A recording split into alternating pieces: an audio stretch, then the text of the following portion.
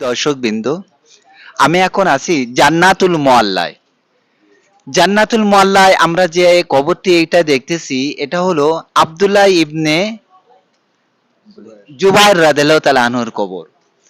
আব্দুল্লাহ ইবনে জুবাইর রাদিয়াল্লাহু তাআলা আনহুর কবর হলো এটা।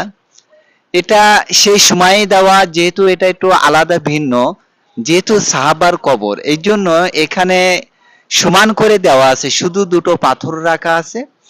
তা এটা হলো জান্নাতুল মুআল্লার ঠিক উত্তর সাইটের দিকে। এটা এটা হলো হযরত আব্দুল্লাহ ইবনে জুবাইর রাদিয়াল্লাহু তাআলা আনহুর কবর এইটা। আর এই পাশে যেটা, এটা হলো হযরত আসমা রাদিয়াল্লাহু তাআলা আনহার কবর। অর্থাৎ আব্দুল্লাহ ইবনে জুবাইর রাদিয়াল্লাহু তাআলা আনহুর আম্মা জান হযরত আসমা রাদিয়াল্লাহু তাআলা আনহার কবর এটা। তা আসলে সাহাবাদের কবর শুধুমাত্র, বা এখানে যত কবর দেখবেন সবই সমান করা, শুধু চিহ্নর জন্য একটু পাথর দেওয়া।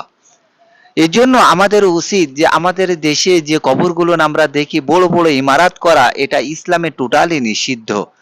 তা আপনারা এই ওমরা বা হজে আসলে জান্নাতুল মুআল্লা একটু পরিদর্শন করে যাবেন, আর দেখে যাবেন যে আসলে এখানকার কবর কিভাবে দেওয়া।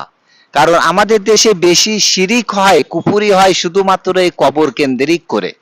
কিন্তু এখানে দেখেন ৪৫ জন সাহাবা শায়িত আছেন, এখানে কোনো শিরিক বেদাত কুফুরের কোনো সুযোগ নেই। তাহলে আমরা দেশে, এখানে এসে দেশে ফিরে গেলে যে যদি আমরা সে কবর পূজা করি, তাহলে কেমন মুসলমান হতে পারে আমরা।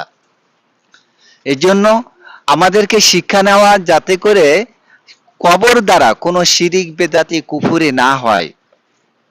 তো এটা হলো জান্নাতুল মুআল্লা। আমরা আমাদের ওমরার কাফেলার সাথীদেরকে নিয়ে আমরা এখানে জিয়ারতের উদ্দেশ্যে এসেছি। তা আমরা আব্দুল্লাহ ইবনে জুবাইর রাদিয়াল্লাহু তাআলা আনহুর কবরটা জিয়ারত করলাম।